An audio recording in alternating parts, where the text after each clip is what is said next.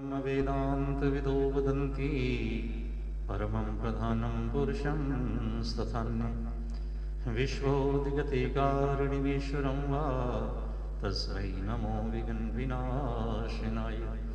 गुरुब्रह्मा गुरुविष्णु गुरुदेव महेश गुरुरेव परं ब्रह्म तस्मै श्रीगुरुवे नमः। या कुन्देन्दुतुषारहारधवला या शुभ्रवस्त्रावृता या वीणावरदण्डमण्डितकरा या श्वेतपद्मासना या ब्रह्मयच्युतशङ्करप्रभृतिभिर्देवैः सदा वन्दिता सा मां पातु सरस्वती भगवती निःशेषजाड्यापहा। कर्पूरगौरं करुणावतारं संसारसारं भुजगेन्द्रहारं सदा वसन्तं हृदयारविन्दे भवं भवानी सहितं नमामि। वंशी विभूषत्करा नवनीरदाभात् पीताम्बरादरुणबिम्बफलात् रोष्ठात् पूर्णेन्दुसुन्दरमुखादरविन्दनेत्रात् श्रीकृष्णात् परं किमपि तत्त्वमहं न जाने। नारायणं नमस्कृत्य नरं चैव नरोत्तमं देवीं सरस्वतीं व्यासं ततो जयमुदीरयेत्। सच्चिदानन्दरूपाय विश्वोत्पत्त्यादिहेतवे तापत्रयविनाशाय श्रीकृष्णाय वयं नमः। श्रीकृष्णाय वयं नमः। बोलो सच्चिदानंद भगवान की जय। आज सोमवार कार्तिक महीना शुक्ल पक्ष 14 तिथि विक्रमी संवत 2079 सन ईस्वी 2022 अंग्रेजी तारीख 7 नवंबर कार्तिक प्रविष्टा 22। आज सत्यनारायण भगवान जी का व्रत है। पूर्णमासी का व्रत आज 14 में है और आज 14 को ही जो दीपदान है वो भी किए जाएंगे। कल मंगलवार को चंद्रमा का ग्रहण लगने की वजह से जितने भी कार्य हैं वो आज सोमवार को ही संपन्न कर लिए जाएंगे, क्योंकि सूरज उदय के समय ही कल चंद्र ग्रहण का सूतक लग जाएगा और शाम को ये चंद्रमा का ग्रहण रात्रि में लगेगा। 50 मिनट के 48-50 मिनट के लगभग ये ग्रहण है और इसलिए दिन में कोई भी जो कार्य है ये नहीं किया जाएगा। तो इसलिए आज सोमवार को ही भगवान सत्यनारायण जी का व्रत, पूर्णमासी का व्रत और कार्तिक मास में जो दीपदान और व्रत संपन्न कर लेना चाहिए। सूत जी महाराज ऋषियों से कार्तिक महीने का विधान जब सुना रहे थे तो ऋषियों मुनियों से ने सूत जी महाराज से पूछा कि हे सूत जी, हे ऋषिवर, आपने हमें कार्तिक महीने का बहुत ही सुंदर व्याख्यान, कार्तिक महीने की कथा बहुत ही अच्छे तरीके से समझाई, सुनाई और कार्तिक महीने का आपने हमें उद्यापन भी बताया और यह भी बताया कि कार्तिक महीने का उद्यापन अगर कोई प्राणी ना कर सके किसी भी कारणवश तो वो गाय की पूजा करके या पीपल को जल दे करके भगवान से प्रार्थना करे तो उसको भी कार्तिक मास का पूरा फल मिलता है। इसमें कोई भी संदेह नहीं है। प्रभु, ये तो हो गया कि जो प्राणी करने वाला है उसको तो पुण्य मिलेगा ही। कृपा करके कुछ ऐसा बताएं हमें। इत्थम प्रभावो मासोयम कार्तिको विष्णु वल्लभ स्वामी द्रोहादि पापानि नश्यन्ति यद तदपि। महाराज, आपने ये भी बताया कि बड़े बड़े पाप, संताप, महापाप कार्तिक का स्नान करने से नष्ट हो जाते हैं। भगवान, दत्तम जलभते पुण्यम, आपने पहले एक कथा सुनाई थी कि धर्मदत्त नाम के एक ब्राह्मण भगवान विष्णु जी की पूजा के लिए जा रहे थे, उसको राक्षसी मिल गई। उस राक्षसी को आपने कार्तिक मास के जो उन्होंने स्नान किए थे धर्मदत्त ब्राह्मण ने आधे पुण्य अर्पण कर दिए और उसी से उस राक्षसी का कल्याण हो गया। ऐसे महाराज आपने और भी बहुत सारी कथाएं सुनाई।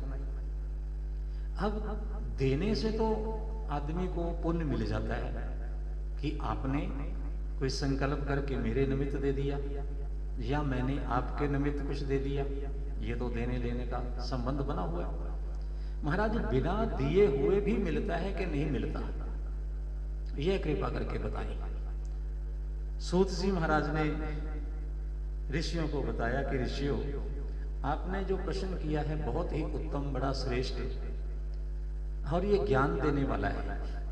हम किसी को अपना पाप या पुण्य नहीं देना चाहते, लेकिन फिर भी ऐसे कई तरीके हैं, ऐसी कई विधियां हैं, वो बिना दिए हुए भी मिल जाता है। जैसे हम अनजाने में भी किसी बिजली की तार को छू लें तो भी हमें उसका कष्ट भोगना पड़ता है।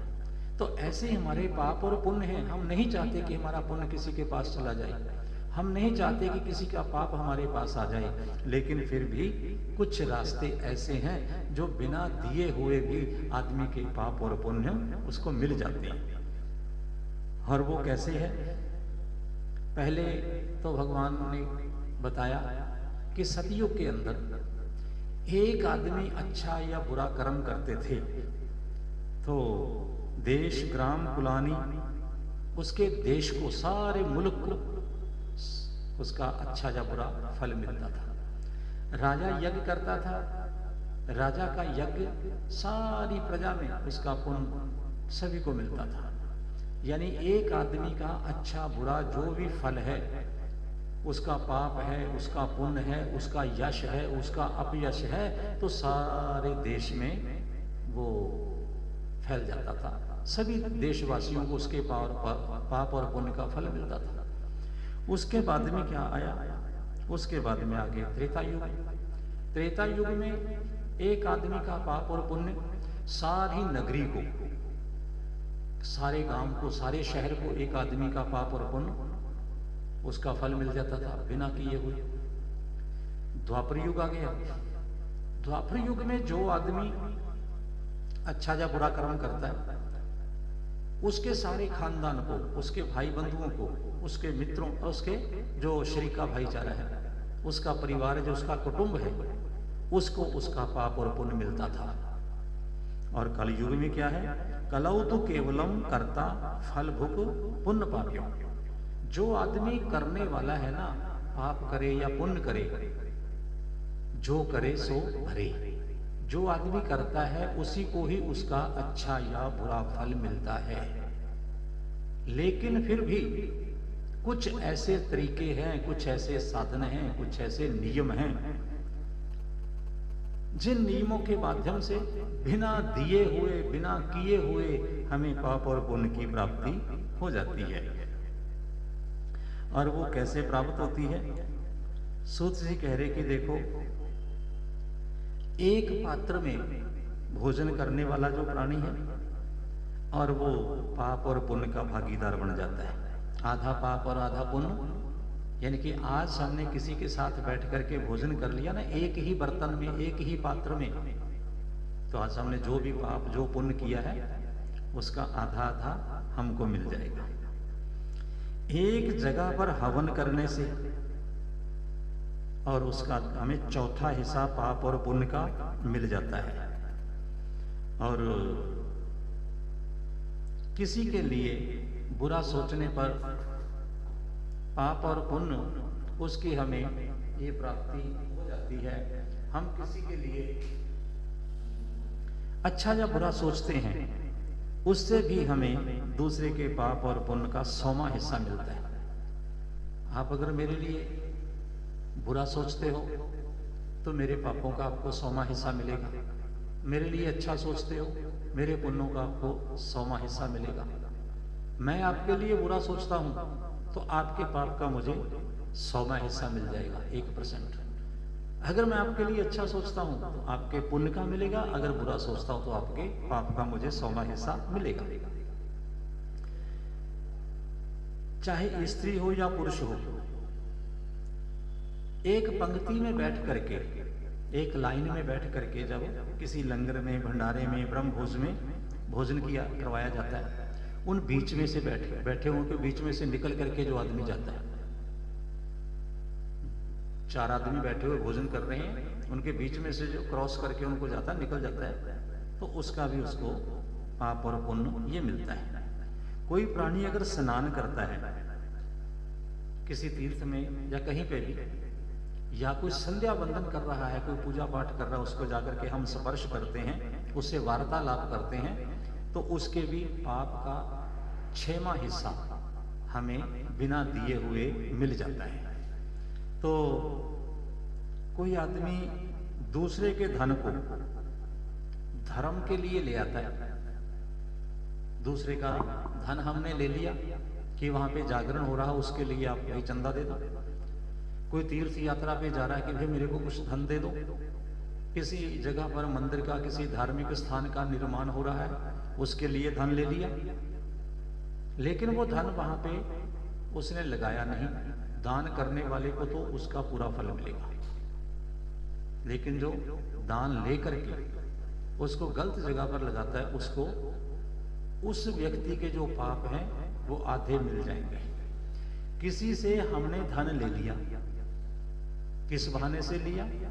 किसी पूजा पाठ के लिए, हवन यज्ञ के लिए, किसी शुभ काम के निर्माण के लिए कि वहां पे मंदिर बन रहा है, धर्मशाला बन रही है, या किसी और यज्ञ हो रहा है, उसमें आप योगदान डालो। हम अगर किसी से ला करके योगदान उस धर्म स्थान में या धार्मिक कार्य में डाल देते हैं, तो उसमें से हमें भी 25 पैसे हिस्सा मिलता है, यानी चौथा हिस्सा उसको हमको मिलता है। हमने क्या किया? हमने पुरुषार्थ किया, सिर्फ उसको हमने बताया है कि वहां पे शुभ कार्य हो रहा है और आप इसमें अपना योगदान डालिए। हमने उसको प्रेरित किया है, उसको प्रेरणा दी है। तो जिसको हम प्रेरणा देते हैं, अगर अच्छे काम की प्रेरणा देते हैं, उससे कुछ लेकर के आते हैं, अच्छाई में लगा देते हैं, तो भैया उसका भी हमें चौथा हिस्सा मिलता है। किसी को हम पाप करने के लिए प्रेरित कर देते हैं, कर दो ये तुम पाप, कोई बात नहीं है, इसका ऐसे कर दो, वैसा कर दो, वो आदमी करने वाले को तो उसका दंड मिलेगा ही मिलेगा, लेकिन उसका जो पाप है वो चौथा हिस्सा हमें भी प्राप्त होगा। चोरी करके, ठगी मार के, बेईमानी करके अगर हम तीर्थ यात्रा पे चले जाते हैं, तो उस व्यक्ति को जिसका वो मूल रूप से धन होता है, जिससे के साथ हमने चोरी, ठगी, बेईमानी की है, उसको उसका अधिक पुण्य मिलता है और हमें उसका थोड़ा पुण्य मिलता है। तो सूत जी कह रहे कि ऋषियों, उपदेश करने वाला जो प्राणी है उसके हमें छठे भाग का पाप और पुण्य वो मिलता है।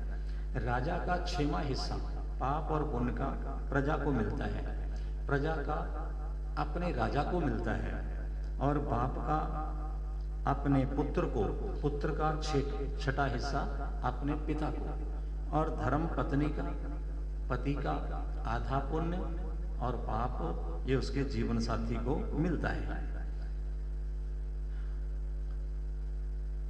पुरातन समय की कथा प्रसंग सुना रहे हैं कि बिना दिए हुए, ये सारे जो नियम है बिना दिए हुए हैं, क्योंकि जो चोरी करके धन ले जाता है, और हम तो उसको कहते नहीं कि हम भी चोरी से हमारा धन लेकर के तुम जाकर के पुण्य कर्म कर दो, लेकिन वो कार्य कर देता है। हम तो किसी को कहते नहीं कि तुम बेईमानी करके धन ले जाओ, लेकिन वो ले जाता है, शुभ काम में लग जाता है, तो वो बिना दिए हुए ही हमें मिलता है। तो ऐसे ही एक पुरातन समय की, पुराने समय की कथा का प्रसंग आता है कि बहुत ही एक कोई उज्जैन नगरी में रहने वाला ब्राह्मण था। कहने को ब्राह्मण था, जाति से ब्राह्मण था, शरीर से ब्राह्मण था, लेकिन वो कर्म से ब्राह्मण नहीं था, मन से भी ब्राह्मण नहीं था। उसका नाम था धनेश्वर, और वो ब्राह्मणों वाले कर्म से दूर था। क्या करता था? व्यापार करना, ब्रह्म कर्म परिभ्रष्टो, ब्राह्मणों वाले कर्म से वो दूर रहता था। ना कभी यज्ञ करता, ना कोई पाठ करता, ना पूजा करता, ना देवता की अर्चना करता, ना वो वंदना करता, कोई ऐसा काम नहीं करता था। तो व्यापार करना, घूम घूम करके एक जगह से दूसरे, दूसरे से तीसरी, जैसे मेले में लोग अपना सामान बेचने के लिए जाते हैं, तो ऐसे वो घूम फिर करके अपना सामान बेचा करता था, अपना जीवन यापन वो करता था। यही उसका नियम था।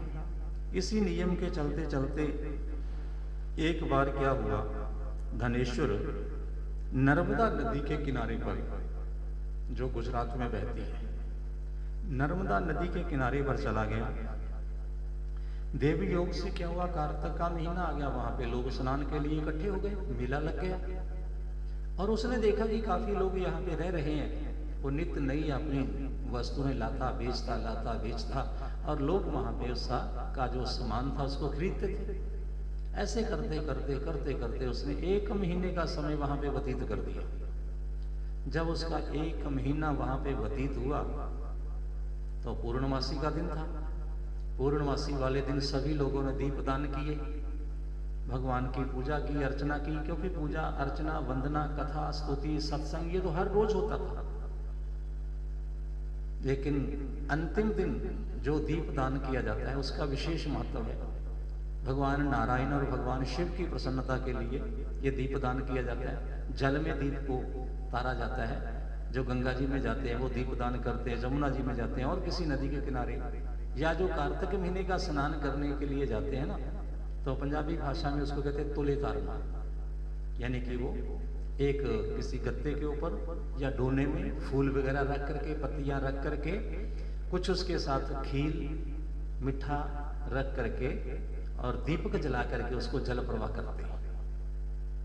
तो ये दीपदान होता है वरुण देवता के, देवताओं के प्रति। और विष्णु जी ब्रह्मा जी सब इस दीपदान से बड़े प्रसन्न होते हैं, भगवान नारायण।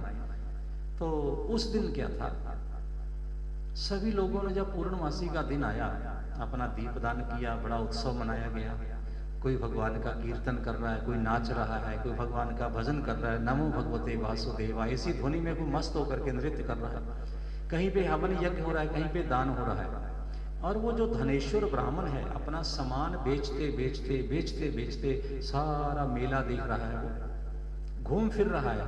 कभी उसके कानों में भगवान की पूजा के मंत्र पढ़ रहे हैं, कभी भगवान का संकीर्तन कानों में पढ़ रहा है, कभी भक्तों के साथ उसका स्पर्श हो रहा है, और कभी वो आंखों से भगवान की मूर्ति के दर्शन करता है, और कभी अपने नर्मदा माँ में बहते हुए जल के दर्शन करता है। नर्मदा का ही वो जल पीता है। और नर्मदा में दीपदान को उसने जब देखा, सारा कार्तिक का महीना और अंतिम वाला जो दिन था पूर्णमासी का, उस दिन तो कहना क्या है, देव दिवाली भी इसको कहते हैं, देवताओं की दीपावली। उसने इस उत्सव को देखा और क्या हुआ, अचानक एक सांप वहां से निकला और धनेश्वर को उसने डस लिया। जैसे धनेश्वर को डसा सांप ने, इतना जहरीला सांप था कि उसी समय वो धनेश्वर छटपटा करके नीचे गिर पड़ा। जैसे वो नीचे गिरा, वहां पे भक्त लोग थे, भक्तों के मन में दया भी बहुत जल्दी आ जाती है। तो देखा कि इसको सांप ने डस लिया। कोई तो उसको चरणामृत पिला रहा है, कोई उसके मुंह में नर्मदा माँ का जल डाल रहा है, कोई उसके कानों में भगवान का कीर्तन कर रहा है, सुना रहा है कि भाई अब इसका बचना तो मुश्किल है और अब इसको क्या किया जाए, भगवान का नाम ही सुना दिया जाए। अंतिम समय में कोई उसके मुंह में तुलसी जी के पत्ते डाल रहा है, कोई शालिग्राम जी के चरणों का जल डाल रहा है, चरणामृत डाल रहा है, कोई भगवान का कीर्तन सुना रहा है, कोई वेदों का पाठ सुना रहा है। कुल मिलाकर के बहुत अच्छे वातावरण में, बड़े अच्छे माहौल में उसका देहांत हो गया। जैसे ही उसका देहांत हुआ और देहांत के बाद उसको यमराज के दूतों ने पकड़ा, पकड़ करके यमपुरी में ले गए। जैसे यमपुरी में ले गए, यमपुरी में देखते ही क्रोध में आ गए चित्रगुप्त। कहने लगे अरे इसे मूर्ख को यहाँ पे लेके आओ, यहाँ पे इसको लाने की जरूरत नहीं, सीधे नरकों में ले जाओ इसको, इसने जीवन में कोई अच्छा काम नहीं किया। तो इसको भगवान ने ब्राह्मण का शरीर देकर के भेजा था, तपस्या करने के लिए भेजा था, सिमरन करने के लिए भेजा था, समाज की बुराइयों को दूर करने के लिए भेजा था। लेकिन ये तो आप ही बुराई की साक्षात मूर्ति बन गया। यहाँ पे इसको रखने की जरूरत नहीं है, इसको इसी समय यहाँ से ले जाओ और जाकर के नरक में डाल दो। जैसे ही यमदूतों ने उसको वहां से भी पकड़ा और नरक में ले गए। कुंभीपाक नरक में जो उबल रहा था, पहुंचाया गया वहां पे, मुदगरों से उसको पीटा गया, नरक के अंदर जाते ही तेल में डाल दिया गया और जो खौलता हुआ तेल था और वो उसी समय ठंडा हो गया। सारे यमराज के दूत और यमपुरी के निवासी देख करके हैरान हो गए। हैरान होकर के सोचने लगे, अरे ये तो पापी को हम दंड दे रहे हैं और इसको तेल ने भी कुछ नहीं किया, इसके शरीर के ऊपर कोई किसी प्रकार से दुख के, पीड़ा के कोई चिन्ह भी हमें नजर नहीं आ रहे। बड़े आश्चर्यचकित हुए। तो चित्रगुप्त जी यमराज जी के पास गए। उसी समय क्या हुआ, नारद जी महाराज वहां पे आगे चलते चलते, नारद जी का स्वागत सत्कार किया धर्मराज जी ने। और नारद जी ने देखा कि आज यमराज बड़े चिंतित हैं, बड़े परेशान हैं, कोई ना कोई समस्या आ गई है इनको। पूछा कि यमराज क्या कारण है, तुम चिंतित हो, क्यों उदास हो, इसका कारण क्या है? महाराज आज तक हमने अनेकों अनगिनत पापियों को नरकों में डाला, उनको यातनाएं दी, उनको दुख दिया, उनको कर्मों का फल उसे प्रदान किया, लेकिन आज बड़ी विचित्र घटना यहाँ पे घटित हुई। हम एक धनेश्वर नाम के ब्राह्मण को यहाँ पे लेके आए, जो अपने आचार विचार सोच सब चीजों से घिरा हुआ था, अपनों के साथ भी मित्रों के साथ भी वो धोखा करता था। उसको ला करके हमने नरक में जैसे ही डाला, कुंभीपाक नरक में ठंडा हो गया, तेल के उबलते हुए कड़ाहे वो भी शांत हो गए। पता नहीं इसने क्या किया है, इसमें ऐसी कौन सी शक्ति है। देव ऋषि नारद कहने लगे, धर्मराज देखो अंतिम समय में इसने क्या किया है। सबसे पहले तो इसने कार्तिक महीने का स्नान अपनी आंखों से देखा। कार्तिक महीने में नर्मदा नदी के किनारे पर इसने वास किया, भक्त लोगों का इसने संग किया, ना चाहते हुए भी इसने भगवान की कथा को सुना, भगवान की मूर्ति के दर्शन किए। और जब अंतिम समय आया तो इसने जो लोगों द्वारा दीपक जलाए गए थे, उस समय में अपना देह, अपना प्राण त्याग किया है। और फिर अंतिम समय किसी ने तुलसी जी के पत्ते, किसी ने मां नर्मदा का जल, किसी ने भगवान के चरणों का चरणामृत, किसी ने शालग्राम जी का चढ़ा हुआ जल, किसी ने तुलसी की मंजरी इसके मुंह में डाली, किसी ने भगवान का प्रसाद इसके मुंह में डाला, और किसी ने वेद मंत्र से सुनाए, किसी ने इसके हाथ पांव स्पर्श करते हुए नारायण नारायण का उच्चारण किया। ये सब चीजें तो इसको प्राप्त हो गई। ये अब नरकों में रहने के लायक नहीं है। अनिच्छा भी संतुष्टो दहते भी पावक है, ना चाहते हुए भी अगर हम अग्नि को स्पर्श कर लें तो हमारे शरीर में दुख, पीड़ा, दह, ये चीजें पैदा हो जाती हैं, जलन पैदा होती है।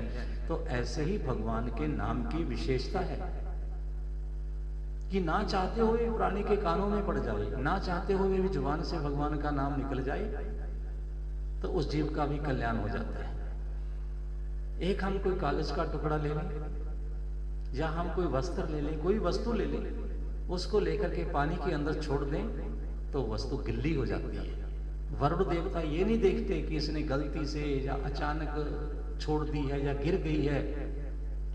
उसका धर्म है कि वो उसको गिला कर ही देगा। ऐसा ही भगवान के नाम की विशेषता है, महत्ता है कि जो भी प्राणी उसको सुनेगा, भगवान का नाम उसके कानों में पड़ेगा, भगवान की महिमा सुनेगा, भगवान का चरणामृत ग्रहण करेगा तो उसको अपने पापों से भगवान मुक्त करेंगे। तो आप सभी ने बड़े श्रद्धा भावना से कार्तिक महीने का स्नान किया है। तो स्नान करते करते हमसे कई प्रकार की त्रुटियां रह जाती हैं, क्योंकि परिपूर्ण तो परमात्मा है, हम इंसान परिपूर्ण नहीं है। हम उस पूर्णता की ओर जाने का प्रयास करें, यही हमारे मानव जीवन की सफलता है। कोई ना कोई त्रुटि अवश्य रह जाती है। फिर हम कलयुग में पैदा हुए जीव हैं, और कलयुग में पैदा हुए जीव वासनाओं में लिप्त होना, कामनाओं के वशीभूत होकर के, इंद्रियों के वशीभूत होकर के कोई बुरा कर्म हो जाना, अच्छा कर्म करते करते हाथ को रोक लेना, दान करते करते सोचना कि ये ना करें तो अच्छा है, कम कर दिया जाए तो अच्छा। अनेक प्रकार की गलतियां हमसे इस दौरान होती हैं। तो परमपिता परमात्मा हमारी सभी गलतियों को क्षमा करते हुए जो भी हमसे कोई त्रुटि रह गई है, क्योंकि अंतम में क्या कहते हैं, मंत्रहीनम क्रियाहीनम भक्तिहीनम सुरेश्वर। है प्रभु, है परमपिता परमात्मा, हो सकता है हमारे से कोई मंत्र बोलने में कमी रह गई हो, हमारे को क्रिया में कमी रह गई हो, कोई कर्म छूट गया हो सकता है हम आपकी पूजा कर रहे हैं लेकिन मन कहीं और चला गया। मंत्रहीनम क्रियाहीनम, भक्ति जो होनी चाहिए थी वो नहीं है हमारे अंदर, उसमें भी कमी रह गई। सुरेश्वर है परमपिता परमात्मा, हमारे से जो भी इस अनुष्ठान में कार्तिक महीने के स्नान में कमियां रही हैं, जो हमसे त्रुटियां रही हैं, जो हमसे गलतियां हुई हैं, आप उनको अपनी कृपा से दूर करें और हमारे ऊपर आप कृपा बनाए रखें। आपकी कृपा से हम बार बार ऐसे शुभ कार्य संपन्न करते रहें, ऐसा आप हमें आशीर्वाद दो।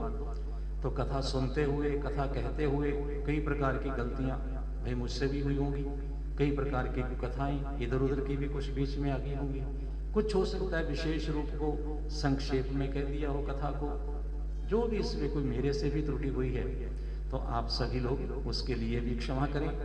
तो भगवान का ये अति पावन पवित्र मास जिसमें हमें कथा करने का, आपको कथा सुनने का सौभाग्य प्राप्त हुआ, तो इसके लिए हम भगवान के अति सभी लोग धन्यवादी हैं कि उन्होंने हमें ये अवसर प्रदान किया। सभी को सत्संग का, भगवान की कथा का अवसर बार बार मिलता रहे। और आज 14 का दिन है और आज 14 को ही सभी लोग अपना पूर्णमासी वाला जो भी नियम है, जो हमने कल को करना था मंगलवार को, वो आज सोमवार को ही कर ले, क्योंकि कल मंगलवार चंद्रमा को ग्रहण लगेगा। और जो चंद्रमा का ग्रहण है ना, आपने जो भी काम कल मंगलवार करने थे पूर्णमासी के, वो सारे कार्य आज सोमवार को ही संपन्न कर लें। आज सोमवार को ही दीपदान, तुले तारना, आज ही सारा भगवान का जो व्रत का उद्यापन है उसको भी संपन्न कर ले। और जितने भी कार्य पूर्णमासी के हैं, भगवान की कथा है, सत्यनारायण जी की कथा है, व्रत है, वो सारा कुछ आज करें, क्योंकि कल मंगलवार 8 तारीख को